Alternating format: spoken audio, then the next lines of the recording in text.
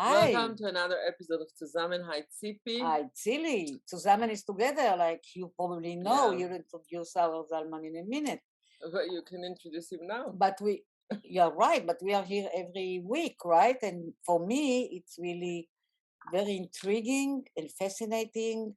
And I look forward to conversation with Zalmen, who is Zalmen Mlotek, the artistic director of the Folksbiene Theater. The Folksbiene Theater is the Yiddish theater, the only one that has left. Had left in New York City. Has left. I never know. No, has left is gone. Okay. The only one who still exists. Zalmen, just talk a little bit about the Folksbiene and the Yiddish theater. Well, first of all, good morning, good evening, good afternoon to both of you. It's an honor to be on your program. Thank you.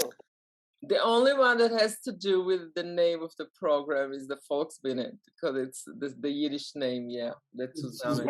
Of course, means together. And, when I saw the name, I said, hey, let me call Tzili and say, the Folksbiene is the oldest running consecutive Yiddish theater in the world, founded in 1915. There are other Yiddish theaters. Yeah, 1915, and it's been going, not me, of course, but it's been going for 108 years consecutively.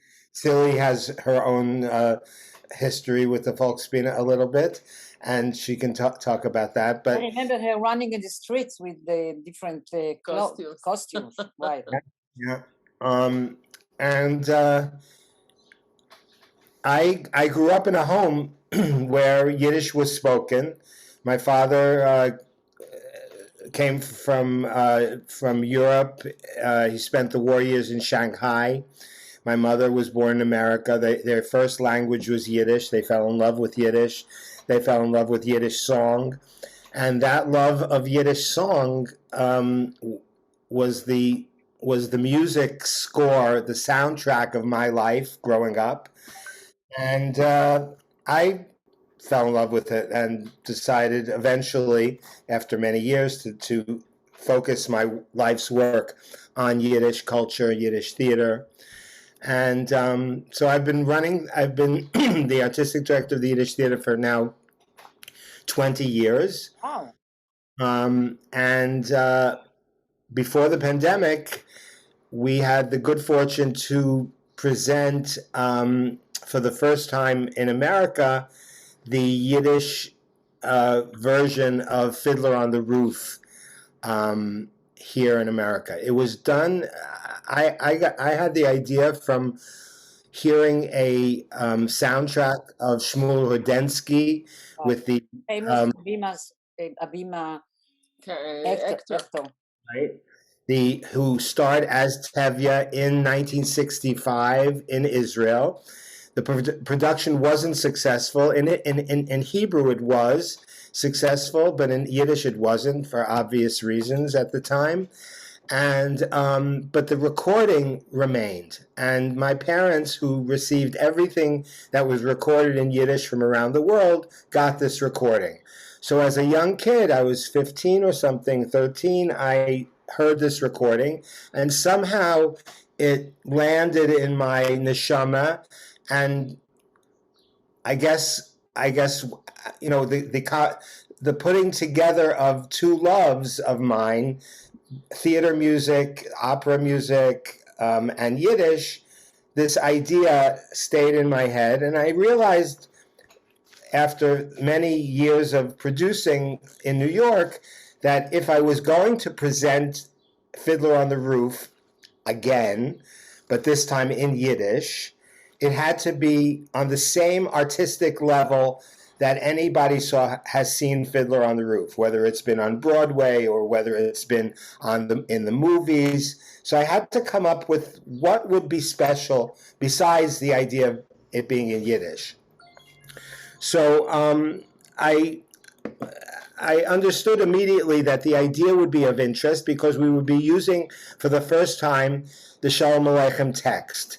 And I have to say that Brian Wasserman in Montreal did a production of this production in Montreal, and it, of course, was successful some years back, but it was never done in America. So the first idea, I first met with the translator. The translator was Shraga Friedman. Right. Shraga was Also an actor. Yeah. correct, an actor and a director in Habima. He made Aliyah in the 40s with his family, and he was a well-known actor and director and translator in Israel. And he translated My Fair Lady, I think, from English to Ivrit, and he did the Hebrew translation and the Yiddish translation. So I met with the family. I think it was thanks to Tzili. I think it was I think, if I have to think back, it was Tzili. It was you, Tzili, who I wrote the text in Yiddish. Correct. You made the shidduch with August family. Yael Friedman, and I met with her when I was in Tel Aviv the summer of 2017, and then I went to the various copyright holders of Fiddler on the Roof. I went to Sheldon Harnick, the lyricist. I went to Alyssa Stein, Joseph Stein, who wrote the book, Joseph Stein's widow. I went to the family of Jerry Bach. I went to Jerome Robbins Foundation. And I finally went to Hal Prince, who was, of course, the original producer of Fiddler. Yeah. And the producer and director of Cabaret as well. And I asked him what he thought of inviting Joel Grey to direct it. And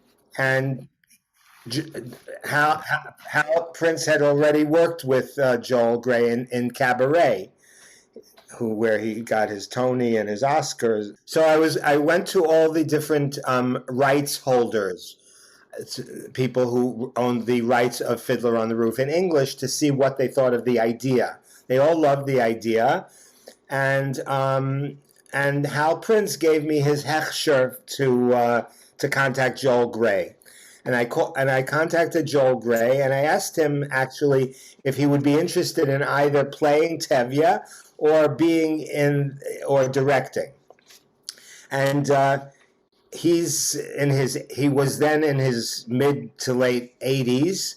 He's 90 now. Kenai Nahara, bis 120. And he said, well, I think my days to perform Tevye are over, but I would be very interested in directing it. So I met with him the next day, and then I showed him the theater. I took him down to the Museum of Jewish Heritage, where our theater is located. He fell in love with the theater. He started to think about designers, from his Broadway experience, who would be interested to work on this project. And they all fell in love with the theater. They fell in love with the idea. When we announced that we were doing Fiddler in Yiddish for the first time, it was picked up in all the papers in New York, across the country. And then when we announced that with Joel Grey as directing, of course, and when we announced auditions, we had over 2,500 people from all over the world contact us for 20. All of them speak English, Yiddish, or most of them don't? No, they're not Jewish. Not Jewish. Exactly. Yeah, exactly my point. What I want to tell you about, Tzipi, is that 2,500 people came and said, okay, in their minds, they can do the Yiddish as what we would need it, right? The audition said preferable knowledge of languages, German, and we will teach you. So of the 2,500, we whittled it down to 700 people. So we saw 700. The rest of them were not qualified from whatever whatever papers and videos they sent us. We didn't feel that they were qualified. So we interviewed 700 people. Oh, yeah.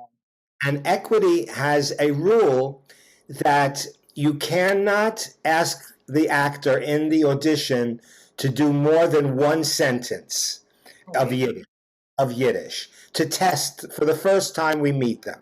The first time we meet them, they can sing whatever they want from whatever show just to show us their talent, right? Then if we're interested, we make a note, and then we give them this one line in Yiddish. So to get a sense if they could have the aptitude to learn a whole show, which would be, they would have 3 weeks, 3.5 weeks of rehearsal. That's all. 3.5 weeks to learn the Yiddish and to completely, internalize it so that they can perform it naturally. So the sentence was, and you'll appreciate this, willst du versuchen mein Geschmacken Zimmes? Oh my God. Can you say that, Tzipi? No way. What does it mean? By the way, I know that I'm sorry if I disconnect you from your thought, but when Beba Edelson, who was a member of the parliament, came to New York, she said on American television, women in Israel do not only wash vesh. I remember it so well. Anyway, so you gave them this sentence, which... Anyway, so we gave him the sentence, willst du versuchen, do you want to taste my Geschmacken Zimmes, my delicious Zimmes? And we designed the sentence because it has all of the issues that Yiddish has. A ch and a Geschmacken, no vowel between the consonants at the end. Geschmacken, not Geschmacken. Anyway, so based on that, and based on their first presentation, then we had callbacks. In the callbacks, we presented people with texts that they could study before, audio tapes of us saying the words so that they would mimic the words, and the translation, of course, underneath each line so they knew what they were talking about and they could act it for the 2 minutes of the audition. We came up with, we whittled it down, and we came up with a cast of 26 people. That's almost everybody. Yeah, who we just saw it, by the way, yesterday. Hold on. Let him finish. Okay. So we came up with 26 people who of the 26, I would say 3 spoke Yiddish, had some Yiddish. Half of them were not Yidden, not Jews, and the other half had some connections, had heard Yiddish a little bit. So it was a real challenge for us, for the Yiddish coaches, to get them to say it and transmit it in the most honest way. But it's not the first time that you have actors in Folksbiene that are not Yiddish speakers, because the elderly generation is disappearing. And I remember years ago already, young people who can speak the language, but they don't really know it. Right. And they just did it. Right. It's different, but they did it. So Yeah. it's not the first time. No, absolutely not. And what was fascinating to us was the amount of people interested in doing it. Not just because it's Fiddler on the Roof and Joel Grey, but to make the commitment to really learn it. And our Tevye, Stephen Skybell, who got many awards for his performance, he worked on his Yiddish every day, every performance, every rehearsal. He would come early and just run the lines, all the lines, just to do it, by rote, even, just so that he had them. Because, on the English stage or in whatever your language stage is, if you forget a line, you can improvise, right? You can flub it, you can figure out what to say. But if you don't know the language, you can't improvise, all of a sudden. So that was one of the things that made it quite interesting. And it was a complicated. huge success, and now you're bringing it again. Yes, it was a huge success. It was supposed to run for 6 weeks at the museum, and we kept extending it. We ran for 6 months. Wow. Sold out audiences. The producers from Uptown, Broadway, and Off Broadway came down to see it, and they asked if we would want to bring it uptown. We did. We ran Uptown for close to a year. A fiddler Affendach. Meshuggah, nein? Aber bei uns in Anatevke ist jeder einer ein Fiddler Affendach. Tradition, Tradition, Tradition, Tradition.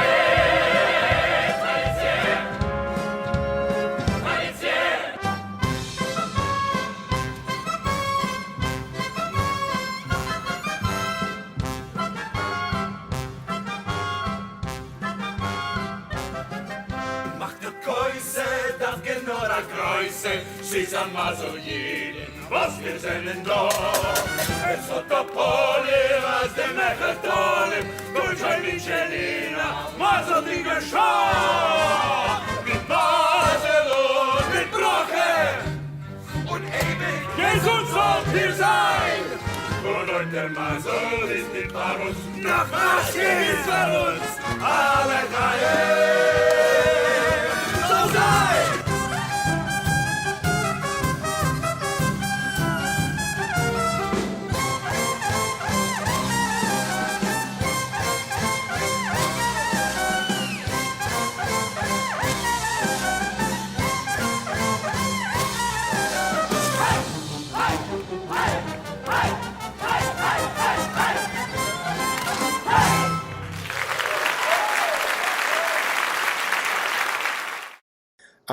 And then the pandemic hit. When we closed in January, we were set to go to China for 3 weeks. The whole company, they were going to bring the whole company, the orchestra, everything, to 3 cities in China. We were set to do a new production in Australia. We went to Australia to cast the production in Melbourne and Sydney. We're going to be at the Sydney Opera House. And there was interest, of course, all over. Since pandemic, theater, it's taken a while for theater to come back, for public performances to come back. And now we are planning a new production to open in New York for 7 weeks only. It will open on November 17th. And it will run for 7 weeks only uptown in a theater near the Broadway district. And I can give the information is, people can find it by looking at National Yiddish Theater Folksbiene, nytf.org, or Fiddler in Yiddish. So I just wanted to make sure, Yeah. because I did think it's very complicated when you have a Yiddish theater or in any other language, and you have to train actors, whether they are Jewish or not, to speak the language, but also you also try or ask them to read a little bit about the Jewish culture and like the characterization. Exactly right. Before we even went into rehearsal, we sent them a whole list of reading materials that we wanted people to read, and videos and films, so that they would immerse themselves in this world, right? Because, in order for it to be real from the stage, it has to be coming from a real place, right? Yes. So while we can't make instant Yidden out of people, we can make instant people who understand what it all is all about. And we really have created a mishpacha of this cast. The cast is they always remarks how tight they are. And over these 4 years since we started and have been apart, they've kept together. We just had a wedding. The Huddle and Perchik in the show fell in love on stage, right, when they met. Okay. Yes, and they had a wedding just a few weeks ago. It was postponed 3 times. They finally got married, and it was a big chasana. At least not in Siberia. Yeah. But you know, the beauty of there's something and very unique about Fiddler on the Roof, and I think that the music of this play is crossing every decade, every culture, every history time. It's so strong. Yeah. And the story is so human and so can planted in every culture. So even if the cast is not Jewish, only few of us can tell, but the experience is beautiful. Right. And Right. even like what Tzipi said last night, we saw the new production in Israel. Uh-huh. Israel is not a Yiddish-speaking country, and it's in Hebrew, but it's still Right. crossing. And I thought that it can go from China to everywhere. Yeah, and but because but they it's say that, for example, when Tevye, Yeah. Tevye. Israeli actor present Tevye differently, for example, than what Tevye was presented, like, I don't know. by Zero Mustel. Right, because the Israeli actor bring with him different qualities, different kind of strength, which is make the traditions, so-called, and the actor, the character, somehow different mix. But I think that it started with Zero Mustel, because Zero Mustel brought something very big. Yeah, but I think it's the material itself, is so rich. And, they say in Japan, when they play it in Japan, the Japanese say they can't believe that it's popular in English because they feel it's such a Japanese story. Right. So there you have it. One of the reasons that why we're bringing it back is not just to revive a very popular show. We feel as the Yiddish Theater in New York that it's an opportunity for us to present Jewish culture to an audience that is not connected with Yiddish necessarily, is not connected with Jewish necessarily. I mean, the fact of the matter is most American Jews are assimilated, right? Do not connect. There's small percentage that is connected, but I believe that with Fiddler on the Roof in Yiddish, because we hear it in this, we get a snapshot. Really, like, imagine if there was able to be a video in those years, and to get a sense of what people expressed, how people lived their Yiddishkeit, how the Torah infused in their lives, how relationships happened, how fathers and daughters relationships evolved and changed.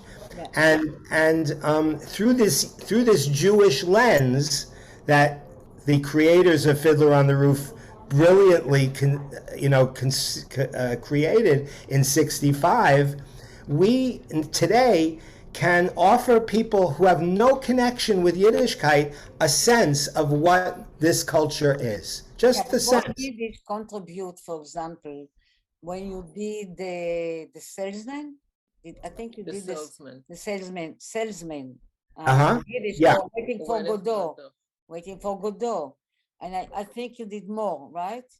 That was actually a different company who produced Waiting for Godot and Death of a Salesman. But yes, I mean, it's not just about translating other works. It's about translating a seminal work. They say that, since Fiddler on the Roof was created in '65, before the pandemic, there wasn't a day around the world where Fiddler on the Roof wasn't presented in some way, either professionally or in high school or whatever. So we're talking about one of the most popular shows of all time. Why is that? That's why I say it crosses everything. Yes. Crosses countries, decades. It's so classical. And Yeah. the story is so basic and so human, and you can translate it to every culture, Yeah. so that Yeah. everybody experience it. But we're talking about a theater that was a huge legacy among the Jews, with actors who were really like legends and big guys. And now you don't have them anymore. What's left? What's the difference? And how do you present it? And what happened to your audiences? Right.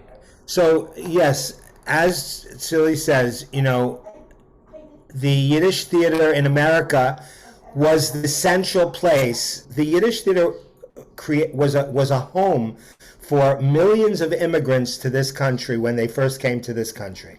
More than the synagogue, more than community centers, they swarmed to see Yiddish theater. The Yiddish-speaking population of that early generation when they first came here. That generation is long gone. That's my grandparents' generation, right? The generation that is coming today to the Yiddish theater is either doesn't know Yiddish, maybe their grandparents spoke it, but probably not, right? The interest is more of a cultural nature. The interest is more of, yes, I am Jewish, I've heard about Yiddish, right? And the interest, of course, in this particular show. But we are creating a new company of young actors who, American-born, mostly Jewish, who are interested in learning and learning more, and creating new pieces. And you know, when something is when you know when they say Yiddish is dying, well, how can you say Yiddish is dying when you have new expressions coming up all the time? And if you look if you did a Yiddish search on Google today, you'd see, you know, millions of hits of people doing classes and workshops and festivals and productions all over.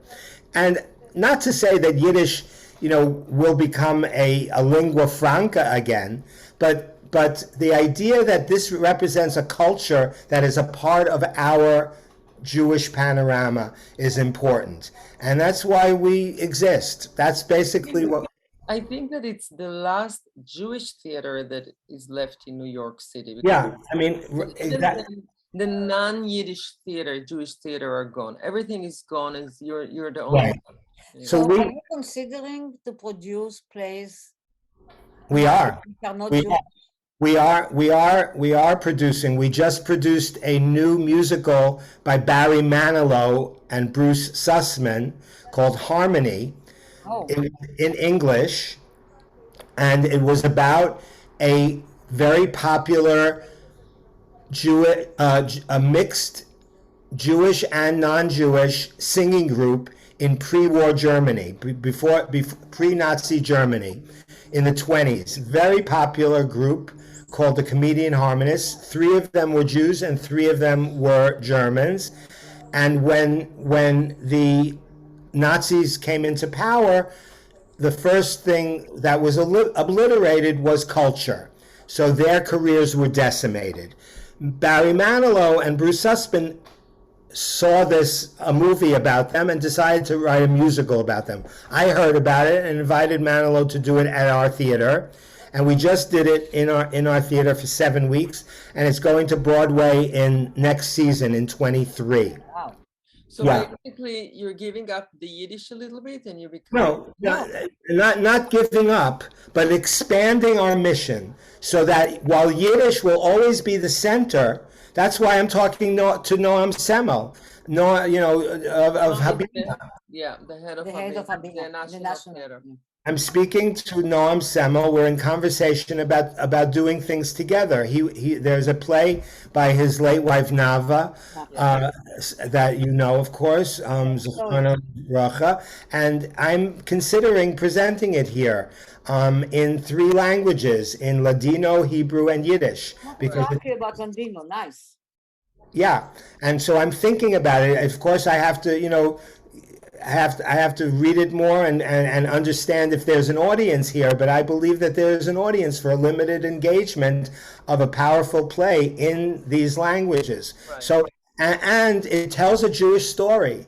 And I believe that, that if, send me something in Russian, send me something in Italian. If it has a Jewish heart, if it tells a Jewish story, then, then yes, Yiddish will always be the center of our work. Right. But if I have an opportunity, we also just presented the world premiere of a new opera based on the Garden of the Finzi Continis, the movie that won the Oscar many years ago. So two very well-known composers, Michael Corey and Ricky Ian Gordon, wrote a new opera, and we premiered it at our theater. We ran it for 7 weeks. Wow. 7 days. And so I am always interested. That's why. So I'm getting scripts all the time about projects that people want to do because they see that we're doing things in other languages other than Yiddish. So are you looking also at plays, let's say in Yiddish, which it bears relevancy to what's happening today in the world? Absolutely. If somebody is writing something in Yiddish that talking about the issues of today. Trump and Putin. No, on climate. No, that's a good Three Musketeers. That's a good musical. Yes, Three Musketeers meet. Oi, is right. Right. He's running again. I think he's going to declare it soon. Oh God. And Bibi will come back, and Putin is. The Rabbanu Shalom should help us. Right. But so you see yourself as, in a mission? Absolutely. My mission is that that communities, Jewish communities all over the world understand and appreciate this rich legacy of Yiddish culture that was created when our people lived in the Pale Settlement. There's thousands and thousands of stories and songs and theater that illuminate that are educational, not just the mission is only so that people can expand their lives and their neshamas. I believe that, and I want to, I understand why when the state of Israel was created, there was a whole, campaign, as you well know, Rak Ivrit. Yiddish was really only Hebrew. Was really pushed away. Yes, Yiddish was pushed away. It was illegal, and it was. I understand on some level the understanding that to create a unified country, they wanted a language. However, there could have been a way. What? I'm saying melting pot as is maybe some merits, but basically it's not a good idea. No, basically what they did, unfortunately, was wipe away a whole civilization. Yes. So what it did was, it didn't mean that there weren't Yiddish speakers. That's not important. But Yiddishkeit, the thing of Jewishness. I love Israel. My daughter made Aliyah 2 years ago. I love Israel. Like it's my own country. Every time I go, I think about moving all the time. I have that association with it. But I feel lost. I feel, how am I going to work in Israel? My Ivrit unfortunately is not usable. One Yiddish theater though. I know. But I'm looking. I know Yiddish Spiel. I know that, and they do great work, and they have great people. But I'm interested in doing. I'm interested in exploring the population that doesn't go to Yiddish Spiel. Right. The population that is interested in good music, in good theater. You know, I'm not looking for a nostalgic connection. I'm saying this is something that's real to you, young 17-year-old, to you, young 25-year-old. Check this story out. Check this song out. Cooperation with Noam Semel. He has few theaters in his complex, and he can maybe bring some of your productions or do Yiddish productions, also in the National Theater. Yeah, yeah. So anyway, I think about it. I think about it. I think about doing things together. Noam is very interested in our fiddler in Yiddish. I'm interested in doing it there at the Habima. So we'll see. We'll see something. Tell me something. Although it's not your production, can you guess why it took in Waiting for Godot? Why it took a African American boy as a messenger from Godot to say he's coming, he's not coming, he will come, he'll come tomorrow. I can't speak about that production, but the issue of using multicultural actors. That's the new trend, and no, that was like 5-6 years ago. Yeah. It's called colorblind casting. Right? So, people will argue with me that I could have an African-American Tevye conceivably, right?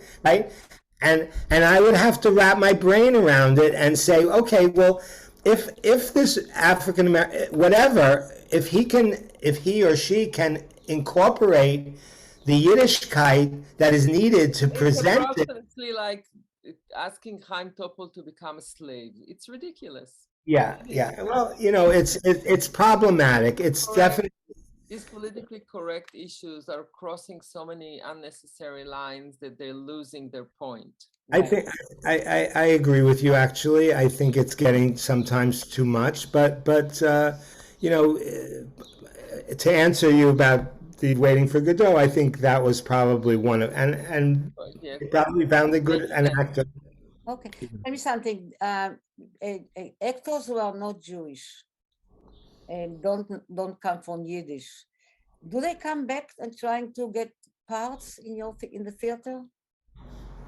You mean do they come back again if they're not? Yeah. No. Even if they already played, Oh yeah, absolutely. Yeah. They want to play. We treat we treat people respectfully. People see that we're driven. We're not money driven. It's not for profit. Actually, we have to make money. We have to raise money, et cetera, et cetera. But our mission is to present this material in the best possible way. So people are attracted to that. People who are not Jewish are interested in that kind of mission and passion. When do you start with the new fiddler? So we'll go into rehearsal in October. Same cast or new cast? The cast isn't completely set yet, but our Tevye will be the same. Steven Skybell will be the Tevye, and we hope to get as many of the original cast that's available. Our hope is to reignite the interest that existed when we closed. When we closed, we were going across the country. We had 32 cities around the country. I told you about Australia and China. So our hope is that people will see it again and see the value and be attracted to it again. So I was impressed when you say that the Yiddish theater is really keeping the civilization of Yiddishkeit, and you use the word civilization because when I was in school in University of Michigan, and I had Jewish students, and they told me that they are in love with a non-Jewish girl. Try to persuade them that they're going, assimilation. I try to persuade them that by that they will contribute to this appearance of a civilization. I didn't came from a religious point of view. I did use every time. I said, you give your hand to disappearance of a civilization if you married a non-Jewish woman, according to the Jewish, of course, religion. Yeah, yeah. In today's world, sadly, that is a more common occurrence. Yeah. And my feeling personally is that if there's a respect and a appreciation of the non-Jewish partner to a couple, right, and they want to continue the traditions of Yiddishkeit, then that's better than the alternative, which is to completely say no, I don't want anything to do with it. So our hope, in making sure that there is Yiddish culture, Jewish culture, Israeli culture, any culture of things that happen with Jewish, is that people are attracted to it. People are attracted to what we have, on whatever level, to the extent that they become observant, or choose a Jewish partner. We don't have that power. When they come to the theater, are they aware of the history, and do they know anything about its past and its people and its materials? We are first of all, our website. We're developing our website so that people, when they come to us, know a little bit about the history of the Yiddish theater itself. But in the theater itself, we're planning to have an exhibition about anti-Semitism and about the issues of anti-Semitism today and going back to when Fiddler was created. So that's one of the hopes, that during the intermission, or as people are walking in the theater, they see this as well. So we also have a very extensive study guide for students and teachers to see it, giving them a background. I'm going to send it to you because you'll be interested to see how people are how we're presenting it to educators and to students. I have never mind. I have a minute and a half clip if you're interested in seeing it. I don't know if that's of interest to you. You can send it to us. But don't you put in the website no, I forgot the word in English. Yeah. When you can watch the Yiddish productions in theater. Yeah, everything with subtitles. Just so people can go in and watch it, and they learn what took place 80 years ago, 60 years ago. They had big productions. Yeah, I mean, it's limited in terms of what we can show on the internet because of the unions. The unions are very, very careful about what we put on. Yeah. But if you go to our site, on our website, nytf.org, National Yiddish Theater Folksbiene.org, we have videos of past performances, of present performances, links to other older performances as well.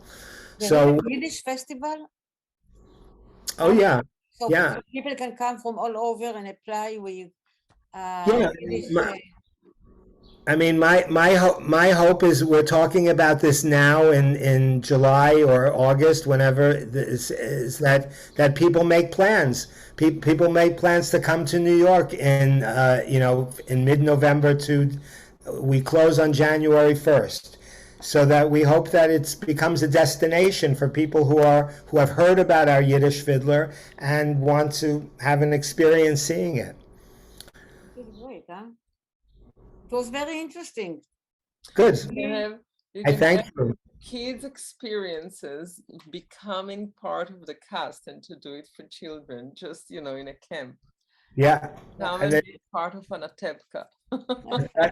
They've done it. The kids have done productions all the time, for sure. For sure. Yeah, listen, really, I am very impressed. And I do see it as, of course, me. Well, it doesn't matter what I think. It's a mission. Please come if you're in New York at that time. Please come and be our guests. We will. Yep. Thank you so much. Zalmen, good luck. It was Thank really you. fun. And thank everybody, and thank Tzili, And thank you, of course. Tzipi, and see you next week. Yeah, see you Wonderful. next week. Thanks so much. Thank you Bye. so much.